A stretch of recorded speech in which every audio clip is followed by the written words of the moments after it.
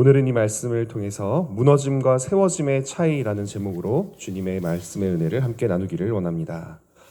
이 새벽에 주님의 은혜를 사모하며 발걸음을 옮기신 여러분의 그 삶과 인생의 여정에 주님께서 복을 내려주시고 또 복을 내려주시기를 진심으로 축원합니다.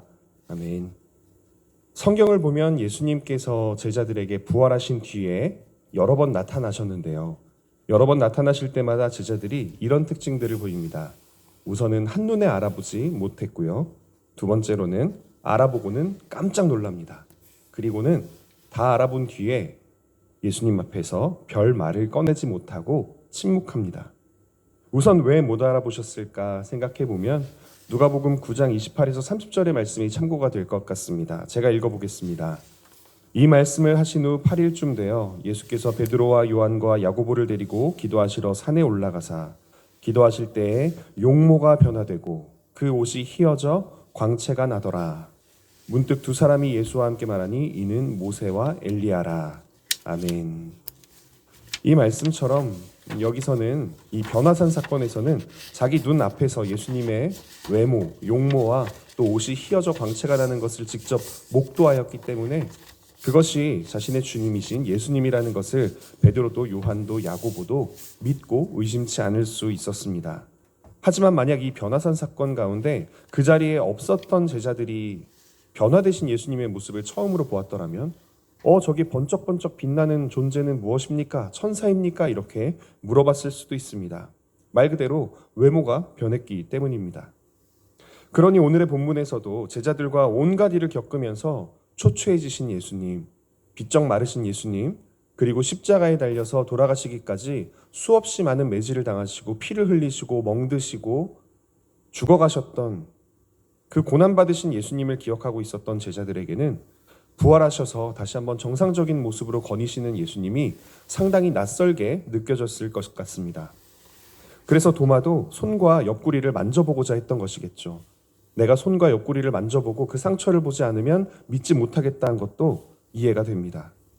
부활하신 예수님의 모습이 내가 알던 파리하고 초췌한 그 예수님의 모습이 아니니까요. 게다가 오늘의 본문 4절을 보면 날이 새어갈 때, 즉 아직까지 어두울 때에 예수님을 보았다고 증언하고 있습니다. 그러니 제자들이 이번에도 예수님이 예수님인 줄을 한눈에 알아보지 못하는 게 어쩌면 당연해 보입니다. 하지만 또한 이 말씀은 동시에 아직까지 영적으로 미성숙하여서 주님의 부활하심도 제대로 믿지 못하고 주님을 제대로 알아보지도 못했던 제자들의 영적인 상태 또는 그 영적인 수준의 낮음에 대한 이야기이기도 합니다. 주님께서 부활하셨음에도 자신들 앞에 벌써 오늘의 본문에 따르면 세 번째로나 나타나셨는데도 아직 주님이 주님이신 줄도 모르고 부활하신 것도 제대로 믿지 못하고 자기 힘을 의지하여 생업에만 몰두하고 있는 이들의 모습이 오늘의 본문에 드러나고 있기 때문입니다. 그런데 또한 외모와는 별개로 우리가 어떤 사람을 그 사람인 것으로 알아볼 수 있는 요소가 있는데요. 즉 예수님께서 우리의 주님이신 예수님인 줄 알게 하는 특별한 요소가 있는데요. 그것은 바로 그분의 말씀과 그 말씀에 순종했을 때의 결과입니다. 말씀을 듣고 그 내용에 의해 주님이신 것을 알고 또한 그 내용에 따라 순종했을 때에 얻어지는 풍성한 결과를 보고 그것이 주님의 말씀이며 그 말씀을 하신 분이 예수 그리스도라는 것을 알 수 있다는 것입니다. 오늘의 본문 1절에서 6절까지의 말씀을 함께 읽기를 원합니다. 함께 읽겠습니다. 그 후에 예수께서 디베랴 호수에서 또 제자들에게 자기를 나타내셨으니 나타내신 일은 이러하니라. 시몬 베드로와 디두모라 하는 도마와 갈릴리 가나 사람 나다나엘과 세베대의 아들들과 또 다른 제자 둘이 함께 있더니 시몬 베드로가 나는 물고기 잡으러 가노라 하니 그들이 우리도 함께 가겠다 하고 나가서 배에 올랐으나 그날 밤에 아무것도 잡지 못하였더니 날이 새어갈 때에 예수께서 바닷가에 서셨으나 제자들이 예수이신 줄 알지 못하는지라. 예수께서 이르시되 얘들아 너희에게 고기가 있느냐? 대답하되 없나이다. 이르시되 그물을 배 오른편에 던지라. 그리하면 잡으리라 하시니 이에 던졌더니 물고기가 많아 그물을 들 수 없더라. 아멘. 여기서 이야기하는 디베랴 호수는 헤롯 왕이 로마 황제 티베리우스 황제의 환심을 사기 위해서 뇌물처럼 이 갈릴리 해변에 도시를 건축하고는 디베랴라는 이름으로 붙여서 바친 것에서 유래한 이름입니다. 즉 갈릴리 호수의 로마식 이름이 디베랴 호수다라고 생각하시면 될 것 같습니다. 이곳은 익숙히 다니시던 갈릴리 해변인 것입니다. 제자들과 함께 동고동락했던 바로 그곳입니다. 그곳에 예수님이 나타나셨지만 알아보지 못하고 있던 제자들이 예수님의 말씀에 따라 그물을 배 오른편에 던지고 그것에서 많은 물고기, 그물을 들 수가 없을 만큼 많은 물고기를 건져내 잡고서야 이렇게 외칩니다. 본문 21장 7절의 말씀 우리 함께 읽어보도록 하겠습니다. 예수께서 사랑하시는 그 제자가 베드로에게 이르되 주님이시라 하니 시몬 베드로가 벗고 있다가 주님이라 하는 말을 듣고 겉옷을 두른 후에 바다로 뛰어내리더라. 아멘.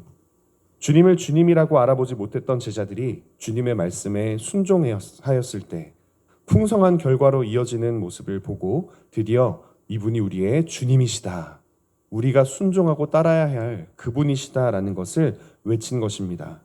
주님의 말씀에 능력이 있음을 경험한 것, 그리고 그 말씀에 능력이 있으신 분이 주님이시며 우리에게 지금도 말씀하고 계시다는 것을 경험하였을 때 그들의 영적인 눈이 다시 뜨인 것입니다. 주님을 알아볼 수 있게 된 것입니다. 오늘의 본문 21장 8에서 12절까지의 말씀도 함께 읽도록 하겠습니다. 다른 제자들은 육지에서 거리가 불과 한 50칸쯤 되므로 작은 배를 타고 물고기 든 그물을 끌고 와서 육지에 올라보니 숯불이 있는데 그 위에 생선이 놓였고 떡도 있더라. 예수께서 이르시되 지금 잡은 생선을 좀 가져오라 하시니 시몬 베드로가 올라가서 그물을 육지에 끌어올리니 가득히 찬 큰 물고기가 153마리라. 이같이 많으나 그물이 찢어지지 아니하였더라. 아멘. 12절도 제가 읽겠습니다. 예수께서 이르시되 와서 조반을 먹으라 하시니 제자들이 주님이신 줄 아는 고로 당신이 누구냐 감히 묻는 자가 없더라. 아멘. 그렇게 주님이 주님이신 것을 알아본 제자들은 감히 당신이 누구십니까 하고 이야기하지 못한 채 주님 앞에 잠잠하고 있습니다. 벌써 세 번째로나 나타나셨음에도 한눈에 알아보지 못했던 자신들의 믿음 없음과 또 영적인 눈이 닫혀져 있었음을 부끄럽게 여기고 있었던 것입니다. 동시에 이제 진짜로 예수님께서 우리를 위해 부활하셨구나. 그때 예수님께서 십자가에 달려 돌아가시고 3일 만에 부활하실 것이라 말씀하셨던 게 이 이야기였구나라는 것을 깨달아가고 있기 때문에 더 물을 필요가 없어져서 잠잠하였던 것이기도 합니다. 그런 제자들에게 예수님께서는 와서 아침 식사를 하라고 말씀하십니다. 같은 본문을 기록을 하고 있는 또 누가복음, 공관복음인 누가복음에서도 24장 41절에서 43절의 내용을 보면 다른 상황이기는 하지만 이 부활하신 예수님께서 직접 생선 토막을 드시는 장면이 나옵니다. 부활하신 뒤에 제자들에게 나타나서 밥을 먹어라라고 얘기하신 예수님께서 그 식사를 자신도 함께 하셨던 모습을 보여주고 계십니다. 자신이 유령도 아니고 환상도 아니며 정말로 진실로 다시 살아나서 몸을 지니고 있는 예수 그리스도이심을 살아서 함께 거닐었던 그 스승님이심을 확실히 보여주시기 위함입니다. 예수님께서 직접 세우셨던 제자 공동체이지만 가론 유다 한 사람이 배반하고 또 리더였던 예수님이 고난을 겪자마자 그 제자 공동체가 도망쳐 깨어지는 모습을 보며 예수님께서도 상심하셨겠지만 슬퍼하셨겠지만 제자들의 마음은 어떠하였을까요? 그들은 도망가고 숨고 두려워했습니다. 자신의 목숨을 지키기 위해 목숨보다 소중히 여긴다고 자부했었던 예수님을 버렸기 때문에 거기서 오는 자괴감과 절망과 자기 자신에 대한 미움과 원망이 컸을 것입니다. 그토록 부끄러운 모습임에도 불구하고 그들이 예수님의 말씀에 순종하였을 때 그 말씀에 순종하여서 예수님의 말씀이 지닌 능력을 깨닫게 되었고 이를 통해 예수님이 정말 부활하셨으며 자신들과 함께하고 있다는 것을 깨달았을 때 그들은 다시 한번 예수님의 제자 공동체로 일어설 수 있게 되었습니다. 우리의 삶도 마찬가지입니다. 예수님께서 내 인생에서 멀리 계시다는 느낌이 들 때가 정말 많습니다. 특별히 인생의 고난 가운데 있을 때, 힘든 일들을 겪고 있을 때, 누군가로 인하여 상처를 받고 있을 때, 또는 오늘의 이 제자들의 행동과 같이 나 자신의 잘못되었던 행동에 후회하면서 가슴을 치고 있을 때, 예수님 왜 저에게 말씀하지 않으셨습니까? 예수님 왜 저를 보호해 주시지 않으셨습니까? 이런 생각이 들면서 예수님께서 내 인생에서 멀리 계신 것은 아닌가 하는 원망이 들 때가 있습니다. 그러나 그렇게 마음으로부터 신앙과 삶이 무너져 있는 순간일지라도 우리가 예수님의 말씀에 순종하면서 그 말씀의 능력이 우리의 삶에 영향을 끼치는 모습을 보게 된다면 그 말씀의 풍성한 결과를 통해 주님께서 우리와 함께하여 주신다는 것을, 우리와 결코 멀리 계신 적이 없다는 것을, 그리고 우리에게 끊임없이 그 인도하시는 선하고 아름답고 자비로우신 말씀으로 함께하고 계시다는 것을 믿고 인정할 수 있게 됩니다. 오늘의 이 본문에서는요, 가득 찬 그 그물을 이렇게 묘사하고 있습니다. 시몬 베드로가 올라가서 그물을 육지에 끌어올리니 가득히 찬 큰 물고기가 153마리라. 이같이 많으나 그물이 찢어지지 아니하였더라. 주님의 말씀에 순종하였을 때 그것은 아주 사소한 일일지라도 이렇게 풍성한 결과로 온다는 것입니다. 예수님께서는 지금 부활하시고 나서 이 제자들에게 나를 따라서 복음을 전파해라 라고 말씀을 하신 것도 아니고, 지상명령을 주신 것도 아니고, 성령을 받으라 라고 거창한 이야기를 하신 것이 아니라 그저 그들의 생업에 종사하던 이 물고기 잡이에서 실패하는 모습을 보시며 오른편에 그물을 던져라 라고 한마디 하셨을 뿐입니다.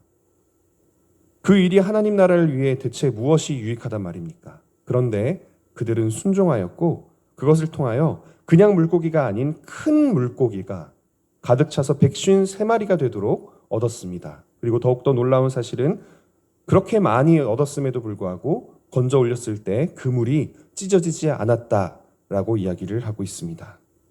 주님의 말씀에 순종하였을 때 그것은 우리가 보기에 아무리 사소한 일이고 하나님의 나라의 일과는 관계가 없는 일처럼 보이더라도 오늘 우리가 이 말씀을 읽으며 감동을 얻고 하나님의 은총을 누리는 것처럼 하나님께 쓰임받고 하나님의 영광을 드러내는 도구가 되며 그것은 우리 인생의 풍성한 결과를 가져다 주며 그 어떤 부작용도 없을 것임을 오늘 이 말씀을 통해 하나님께서 우리에게 약속하고 계시는 것입니다. 그러니 우리는 우리 인생에서 예수님이 멀리 계시다고 느껴질 때마다, 나를 인도해 주시는 그분이 내 눈에서 멀리 있다고 느껴질 때마다 더욱더 하나님의 말씀을 찾고 그 말씀에 순종하기 위해 노력해야 합니다. 그러면 반드시 그 순종에 주님께서는 주님의 능력으로 응답하실 것입니다. 마지막으로 오늘의 본문 13절과 14절의 말씀을 함께 읽도록 하겠습니다. 예수께서 가셔서 떡을 가져다가 그들에게 주시고 생선도 그와 같이 하시니라. 이것은 예수께서 죽은 자 가운데서 살아나신 후에 세 번째로 제자들에게 나타나신 것이라. 아멘. 예수님께서는 사랑하는 제자들이 자신을 충분히 믿을 수 있을 때까지 여러 번 나타나셨습니다. 그리고 우리의 삶에도 같은 은총이 지금도 베풀어지고 있습니다.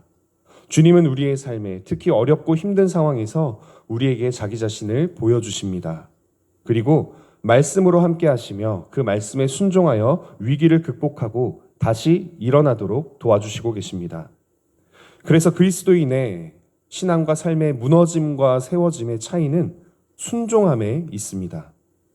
우리의 인생길에서 반복적으로 나타나 말씀하시는 주님께 우리가 경청하고 있는지, 순종하고 있는지, 그래서 그 능력을 경험하고 있는지가 그리스도인의 신앙과 삶의 무너짐과 세워짐의 차이를 만드는 것입니다. 주님께서는 선하신 분이셔서 악한 자에게나 선한 자에게나 남김없이 햇살을 비추시는 분이십니다. 주님께서는 지금도 주님의 자녀된 우리에게 특별하게 주님의 사랑을 받고 있는, 예배를 드리고 있는 우리에게 떡과 생선, 일용할 양식을 채워주시며 오늘 하루를 또 그 다음날 하루를 주님의 말씀에 순종하며 살아갈 것을 부탁하고 계십니다. 그래서 우리의 인생이 참된 그리스도인의 향기를 풍기며 내 삶의 자리를 복음으로 가득 채우기를 바라고 계십니다. 우리는 충분히 그렇게 살아갈 수 있습니다. 비록 우리는 나약하고 쉽게 넘어지고 무너지지만 주님께서는 우리가 다시 일어설 수 있도록 무너짐에서 세워짐으로 옮길 수 있도록 우리 앞에 충분히 나타나시며 끊임없이 우리의 앞날을 말씀으로 인도하시기 때문입니다. 아멘. 사랑하는 우리 영신교회 성도 여러분, 저와 여러분이 모두 한마음 한뜻으로 주님의 말씀에 순종하며 살아갈 수 있기를 원합니다. 그 순종함에 주님께서 큰 은총으로 능력으로 화답하여 주시기를 원합니다.